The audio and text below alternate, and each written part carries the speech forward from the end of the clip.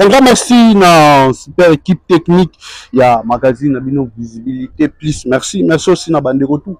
Il y a au Bazar super connecté. Merci aussi na ba chaîne partenaire Nabiso. Vous s'abonner aussi massivement à la chaîne Nabiso YouTube Visibilité Plus. Merci beaucoup Nabino Nyonso Boza vraiment ébélé. Aujourd'hui Nabiso partout l'étendue à RDC Mubimba. Comme je vous avais dit dans la deuxième partie à émission Nabiso. Tokobet un peu moins les solo la province à Kouil parce que cette fois-ci Kouil est en danger, Kouil est en urgence, Kouil est en maladie. On va essayer un peu de discuter. On a le bapena moins troté, mais les lots tout n'a la binoka abelema et le bana place na biso parce que biso visibilité plus. On dit toujours que le barana temps réel, tu peux savoir information en temps réel. Oh il y a important, il y a que ça là. Cabinet à gouverneur, gouvernement Mobimba et bah problème économique est belé. Moins de, je peux dire, moins de 5 mois, il y a gouverneur en place, mais le problème est comment est belé dans le gouvernement provincial. Okoyoka, directeur, il y a cabinet Salibo, Okoyoka, ministre tel, Okoyoka, chargé de mission, Okoyoka, parsec, Okoyoka, chargé de communication. On ne sait pas, Nanazo dirigé Kouilou. Nanazo dirigé Kouilou. Kouilou est dirigé par gouverneur M. Philippe ou bien ils sont dirigés par Batoumoussous. Je ne sais pas. Dégérette, on n'en parle même pas, tout le monde a arrêté à Dégérette et Bini. Mais, Bakomi Kosenga, il faut annuler. Arrêter on à Dégérette parce que ils ont Batoumoussous, Baté Batouna Bango, Batou ya cabinet à gouverneur, Baté Batouna Bango, et ba partenaire, disons de tout le alliés politiques, se péniter, se retrouver dans le partage de gâteau, et comme il faut annuler, arrêter, il y a des gérants tout bazar nommé, directeur, d'inspecteur, il faut balungwa parce que tout nous se retrouver. Non, bateau liste c'est signé, il faut gouverneur à signer, et ça liste ça liste à Batoumoussous. Comment c'est possible? Moi je me pose la question. Gouverneur avant a signé arrêté est-ce que ça qui temps autant en monter avant ba signer arrêté avant ba prouver avant eux batangango est-ce que gouverneur a qui temps autant arrêté et le lieu comme malgré des ordres de comment il faut ba annuler arrêter pour ba annuler normalement il faut 6 mois ou 3 mois. Je ne sais pas où na bande ko bisabino que oza na la continuité ya Itundala le même désordre d'autres zaki nango na Itundala na kui c'est le même chose aux alangango sous na gouverneur actuel. Le gouverneur il est temps il y a que prendre conscience il y a que yeba aux osalani parce que province ya Kouilou, en général, depuis 2006, député provincial jusqu'à aujourd'hui, au commis gouverneur. Qui n'a pas poste ébélé. Ils ont maîtrisé Kouilou très bien. Il y a des soucis, des problèmes, tout est dans la province ya Kouilou. Mais comment c'est possible, il y a quelques mois, il y a des problèmes et comment on est ébélé. Cabinet, il y a un problème sérieux dans le cabinet ya gouverneur. Kingana sona kingana discuter na kingana au lieu de temps à travailler tant ils ont mouqué aux ans mandat na à 3 ans et demi il faut qu'on travaille il faut qu'on pas problème c'est belé na Kouilou mais tous on a ba distraction ville ya bandu nous fait en ba conférence ba gouverneur je ne sais même pas jusqu'à aujourd'hui à ta point ya mabaya na to inauguré na 100 jours à ta point ya mabaya to inauguré mais tout bon ça dit tourner il y a province Mobimba, il y a territoire. Est-ce que ça qui moment il faut que ça là parce que bon examen d'état, bon dissertation et bini tout ça la tournée auto mutuna mutazo appelé mwanda moment penza na poche. Tandis que en décembre il y aura une conférence à gouverneur dans la province ya Kouilou. Il faut faire quelque chose, il faut que bon sabanzela, il faut bakosala ngo na salle nini mbongo bosala na ono tourner eza mbongo beaucoup réhabilité masuwa oyo ezalaka na nsima ya maison blanche wana Boko sala ngo moi bo réhabiliter yango conférence ba gouverneur et salami atawana et ko sala tourner au bosali plus de 75 plus de 85 personnes. Et pour tenir une bonne dissertation dans bon examen d'état et kotaki. C'est comme si gouvernement ya ba justice to kabila no mwanda mbongo nanu o ekoti et quand province ya Kwilu to kozwa démarrage échec nanu total na 100 jours. À ta territoire morote, j'incite à ta territoire mokote va bénéficier à ta peinture ya pamba. C'est déjà un échec. Et tout autour wananan aux en matière ya mbongo, intel a détour azwakibo, intel azwakibo. Il n'y a pas un respect envers le gouverneur. Cabinet mobimba respect envers le gouverneur. Je ne sais pas. Province à Kwilu, est-ce que ça li babé? Ezarali babé ou bien province à Kwilu batu ya malamu ya ko dirigeant ko pasalaka te ou comment? Na ville ya Bandundu jusqu'à maintenant la ville ya Bandundu je ne sais pas ils a passé chef lieu ya province ya Kwilu toza ata 1 km te boye bisi batu ke 12 km aka musala nango ko banda point d'interrogation. Et le gouverneur Osukana Nouana na désordre dans le cabinet, comment gérer désordre wana. Et en plus, sous le bouquet, sous le territoire, il y a Boulungu. Territoire, il y a Boulungu. Et quand on a ville, il y a Kikwiti. Et ça, déjà, depuis. Moi, dans le bâtiment, il y a Boulungu, il y a Mabele, on a le bâtiment. Moi, j'ai d'abord des images. Ingénieur européen s'habille na ba image. Après on se retrouve tout juste après. Mvimba na makambu ya gouverneur ya province ya Kwilu ke na kusala na territoire ya Bulungu. Yake na kuteka territoire ya Bulungu na kupesa yo kitini ya Mvimba na ville ya Kikwiti. Alors que territoire ya Bulungu kuvandaka ukangama na ordonnance présidentielle ite sumoshi na ville ya Kikwiti. Mais yandi yakele incompétent yage sosa pour changer ba limite ya territoire yo ina kibuka ya nyonso mevuka na bubu sana usonga ntantu et betke rassurer gouverneur de betke na ku préparer ba marche et marche na ke chité na ukwenda kukanga bureau ya administrateur ya territoire sana usonga nde autorité ya gouverneur yake na kusekana na territoire ya Bulungu betu lu na kujitisa ni ve muntini yake jitsa nchi kuve betu kanga bureau ya DGREC yake kotishilani ndambo ampata na province sa munanki ve transport na bureau ya DGI mpi DGRAD ina nyonso kele ba désobéissance civique ya betre manifester sana ku réclamer ina kele banso na betu kaname kisa yo nde bima ina takanguka bobo yanki kufana salama président bobo kibeta sa mevanda réunion préparatoire ya marche ya kaf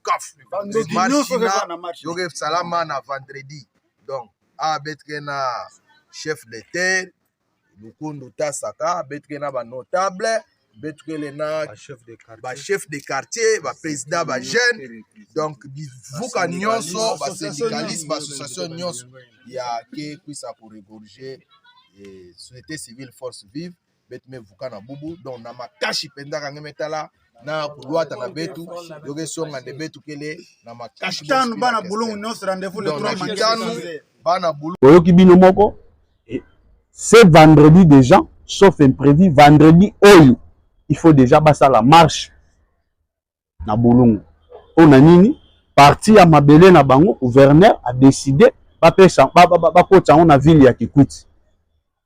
Quelle guerre oyo gouverneur akoluka akotisa entre la population ya Bulungu na population ya Kikwiti, tandis que ville ya Kikwiti territoire nango eza territoire ya Bulungu, c'est comme Bandundu ville territoire nango Bakata.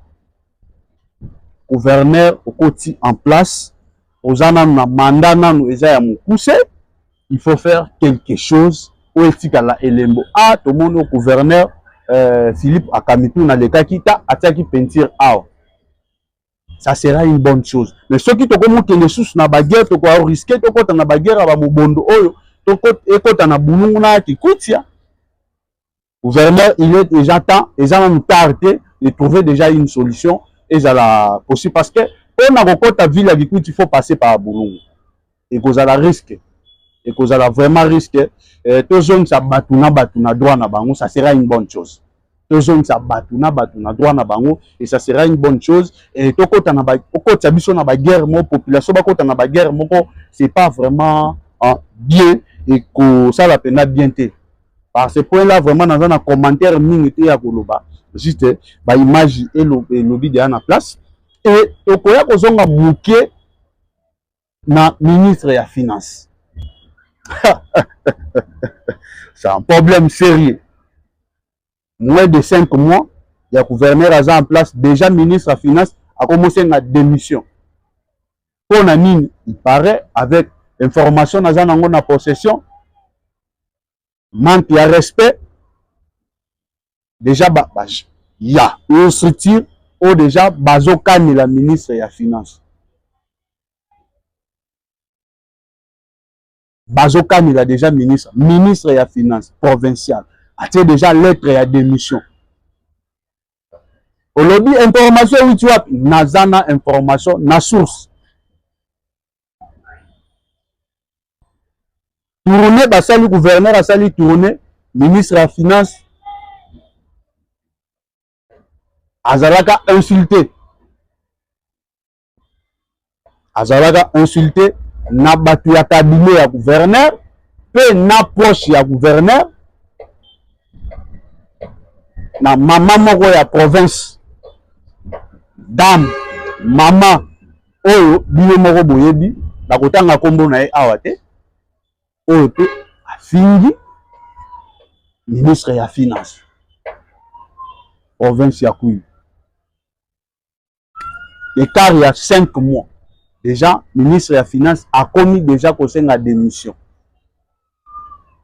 et bien na ba réseaux sociaux ba commis déjà kotaker et consulter kofinga ye est-ce que tous en a besoin de développement ya province ou bien tous en a besoin de bégir. Gouverneur étant, il y a qu'à revoir cabinet, il faut pas écouter, on a besoin de développement à la province, on a besoin de changement à la province. Monsieur le gouverneur, au Yebi province, il y a très très bien. Depuis 2006, aux députés provinciaux, si le commis gouverneur, province, il y a et PCO sont. Et commission aux allélo, et na place aux années, bon, yo commis, il faut aussi rendre sincère, na province ya Kwilu, na population ya Kwilu, au sala quelque chose na province ya Kwilu, etikala. Que voilà, Philippe Akamituna, mwana ya Bakata, era comme gouverneur, immeuble Oyem Tatungaki. Ça sera une bonne chose. Ça sera vraiment une bonne chose. Dossier à des gérants qui vraiment, na kosenga arrêté wana etikala bongo. So na zongi moi simamuke na kosenga arrêté à des gérants etikala bongo parce que province à Kwilu, on a besoin de changement, on a besoin de distraction. Et ma dernière point, on a cité les dossiers à ville ya Ban. Chef lié à province à Kwilu. Calamité et l'angesilia, comme qui est dans Basuka, calamité moula, il faut ébana. Avant d'abord, ma ville à Bandou plutôt, on a na lobby moula, il faut ébanda. Nzela ya Dima. Ville ya Bandundu pour na kokoma na ville ya Bandundu parce que Dima eza na commune ya Basoko. Dima eza na commune ya Basoko. Dim po koma Dima bato baza na Bandundu po bakota Dima. Ezalaka na pomoko eza wana bomo na déjà na ba image po ezalaka wana. Po wana na série ya mbula ekoma kodinda. Ekoma kodinda bato bakoma ko traverser na baboite na série ya mbula. Nous avons un ngambo côté pour traverser un ngambo na okende na Dima, il faut pas faire traverser bino na boîte pour pont et dindaka mai et tonda pas faire traverser bino na boîte. Aux hommes on a déjà na ba image comment point déjà commander ba traverser na boîte. Pour comment foutre quelque chose pour traverser na ngambo. Oza na ville ya Bandundu chef lieu ya province ya Kwilu. Dima eza na chef lieu ya province ya Kwilu. Mais pour que na ngambo eze kwa Dima za quartier. parmi les quartiers dans la ville ya Bandundu Dima ils appellent quartier à ville ya Bandundu et place où peut base ya DGREC les ambongo kotaka chaque jour na DGREC na Dima Lumbu. Gouverneur akendaki au visiter na série ya Mbula a prometaki qu'il faut attendre parmi l'action na ya 100 jours. Le gouverneur de la province du Kwilu, Dr Philippe Akamitou Nandolo, refuse la climatisation de son bureau pour se consacrer pleinement à son rôle d'homme de terrain. Accompagné du président de l'Assemblée provinciale du Kwilu, Maître Claude Kumpel, et son bureau, il se trouve sur la route reliant la ville de Bandundu à la localité de Dima Lumbu. Lors de cette visite surprise, les officiels du Kwilu, conduits par CT Kassil Dakibongo, bourgmestre de la commune de Bassoko, et l'honorable Jean-Fils Ngaï Kouomo, élu de Bandunduville, sont contraints ici de prendre une pirogue au niveau du pont Bouza, dont les eaux ont débordé en raison du délabrement total de la route. Cette situation crée un sentiment d'espoir au sein de la population grâce aux efforts du gouverneur Akamituna, tel est le souhait de l'honorable Jean-Fils Ngaï Kouomo. Maintenant que le gouverneur lui-même a foulé le sol de Bouza, et il a même pris la pirogue, ce qui est impensable, nous pensons que dans les jours qui suivent, nous aurons une bonne résilience en termes de réponse à ce fléau que nous connaissons ici dans la ville de Bandundu. Occasion pour le speaker de l'organe délibérant du Kwilu, Maître Claude Kumpel, de souligner ceci. Saisi par les doléances de la population, nous étions obligés d'approcher le gouverneur. Après échange, voilà que les deux institutions sont sur terrain. Mais en tant que représentant du peuple, j'ai dit au nom du bureau et au mien propre que nous allons accompagner le gouverneur dans ses actions et que la population peut nous croire sur parole qu'il y aura une parfaite collaboration jusqu'à la fin de notre mandat. Ainsi, le premier de tous les Kwilois, Docteur Philippe Akamitou Nandolo, de préciser ce qui suit. Donc il faudra qu'on puisse trouver la solution parce que Dima approvisionne Bandunduville. Si cet approvisionnement est coupé, la conséquence c'est l'excès de prix au niveau de Bandunduville. Donc c'est une nécessité impérieuse pour que nous puissions trouver la solution à ce problème. Et permettre habitants à quartier à Dima, base à la facilité ya kokota ya kolekawana. Parce que ville Bandundu et bénéfice à rappel na ba fufwe utaka Dima, bandeko baliaka bakwa utaka Dima, ba biloko ebele utaka Dima OP et bandeko mususu bazana ba quartier mususu ba commune à Bisasi, commune ya Mayoyo ba bénéfice à kana yango. Et maire de la ville bazana ba taxe bénéfice à kana quartier wana ya Dima. Et je vous dis on a depuis le lot solution ezwami na mukakate. Botala po ngondenge ezali. On a série ya Mbula, ce qu'on a série oyo toza ya ilanga oyo tala poango ndengeza mai nanu ekomi ya po imati mwa likolo et comment permettre batu ba oleka siko malamu. Comme moi je me demande Mbula kalate ezo banda dans quelques semaines bandeko ya quartier ya Dima bakosala ndenge nini. Mais c'est le gouverneur maire de la ville et monsieur le gouverneur akendaki na président assemblée bakende ko visiter poana mais jusqu'à maintenant bon promettait que Moussala fait ça la manela juin eleki juillet eleki ata libanga ya pambana mekomi na wana te je ne sais pas poana boko sala ngo quand pon ekosala makan chef de la province ya Kwilu ville ya Bandundu batu po bakene na ngambo musu bakene na quartier musu il faut ba traverser na boîte na 21e siècle. Est-ce que province ya Kwilu vous en a chance ou comment tozwa image maloba ya député national Eric Nzambi era kende ko visiter pont ngate député national à lobby tozwa image on se retrouve tout juste après. constat na sali eza motema mabe ya ba autorité parce que mosala eza ya bango. Gouverneur na maire de la ville bazo sala na nko lokola bato ya koto yo baza ba nyama ba vivaka te. Yango na zolo bana yaki awa na cycle d'alarme bazo mona bazo zo bambongo. Na moni kutu point de perception mo ya dégérer que ça ezali bazo zo bambongo. Bongo wana bazo zo bako bongisa ba vutie kaka pont na kosala recouvrement ya ba recette. Mais bongo wana bazo zo bako bongisa ici ko yote. Point ya perception ya dégérer que vous ba mbongo ba taxe ezali awa. Ba mbongo bazo percevoir awa. Et ko permettre bango to ba bongisa ici ko yo. Ezaka ba sala ba mbongo l'état ba sala on ndenge na bango là je suis pas d'accord. On doit trouver la solution. Bon, je dois be lutte là musala ko sala to ba futa yo chote poto bongisa ba pombo ezala kati. Moi ok na zo lumbu, c'est menga il faut na ko ba lubbe je ne sais pas il va arriver à lumbu. À cause ya pongo yo bukane cédé mai zo le kalikolo apo. Mais je me dis pour me répéter gouverneur Azalia, maire de la ville, ba on ba mbongo ba zo sala na yango. Il y a un point de perception. Ah, déjà, c'est le second point de perception. Il y a Pouilou, bon, il y a Belé. Ah, on est à côté, il y a Pont. Il y a un point de perception. Écoutez, c'est bon, il y a Pont, il y a Dima. Il y a beaucoup qui vont à lobby bien.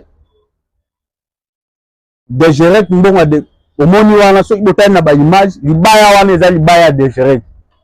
Par moto, les gars, il faut battre la dégérer. Au foot, il y a des dégérer et il faut la dégérer. Pour les gars, au Sakana, 21e siècle. Bon,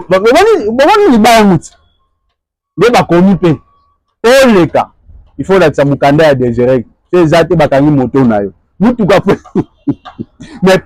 on est à Kobeba. Bon, eza ya kobeba, mais mbongo a dégérer bazoso. Parce qu'on a surtout na mbongo oyo ekotaka na dégérer, basalaka na yango nini. Eza mbongo ifo ya Kinshasa, eza mbongo ifo kota na poche. Ou bien eza mbongo population ezofuta po ba réhabiliter bango banzela. Ba chauffeur à moto bazofuta bempo wana, ba taxe ya dégérer tona po ba réhabiliter bango banzela batambola malamu.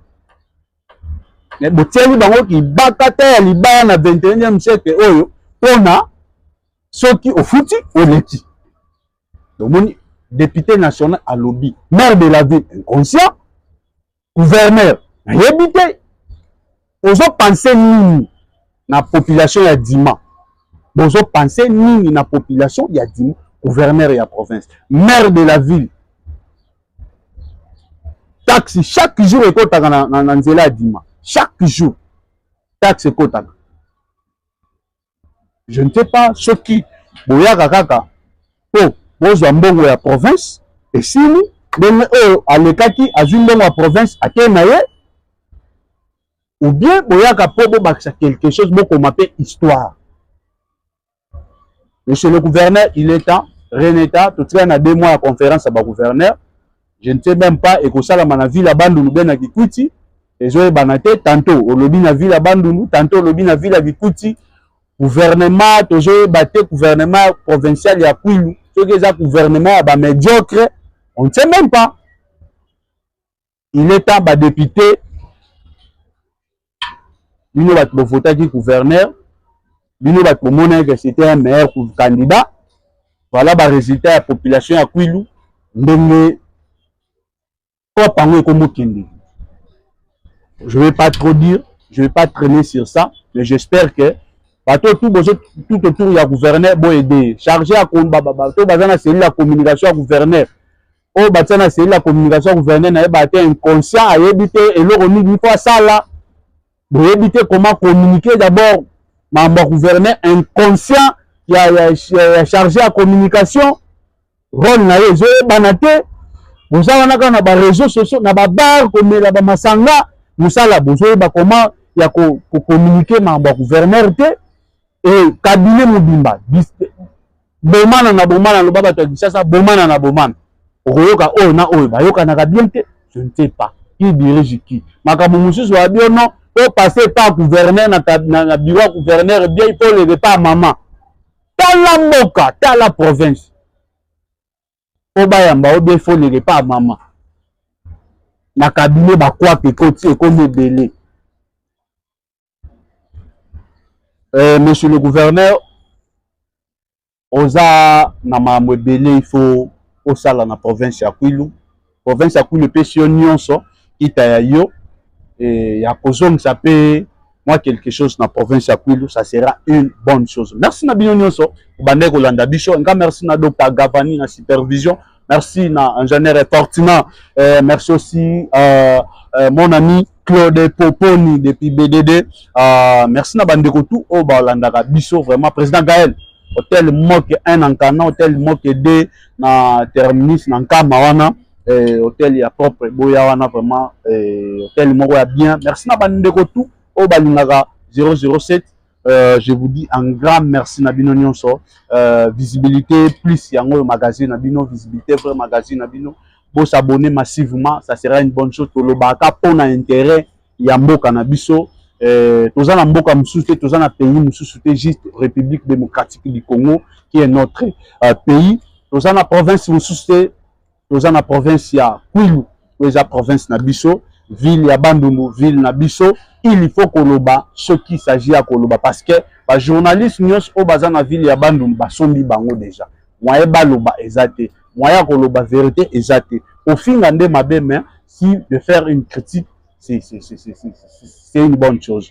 Nous, on fait notre part en tant que journaliste. Je fais ma part. Et si bino pe ba konji, bino pe ba autorité, bo ça la part na bino et ça sera une bonne chose. Ba député provincial na biso bo sunga gouverneur bosunga cabinet mobimba bosunga gouvernement mobimba, ça sera une bonne chose. Province eza ya biso to sunga province wana. Merci beaucoup, on se retrouve à la prochaine numéro. Et du nouveau à Kinshasa, le Flat Hotel Moké est déjà opérationnel. Pour passer des bons moments de repos, de détente, profiter de la vie, une seule adresse. Le Flat Hotel Moké est situé au numéro 144 de l'avenue Kana, au quartier Pila, dans la commune d'Engaba. Le Flat Hotel Moké est disponible 24 heures sur 24, 7 jours sur 7.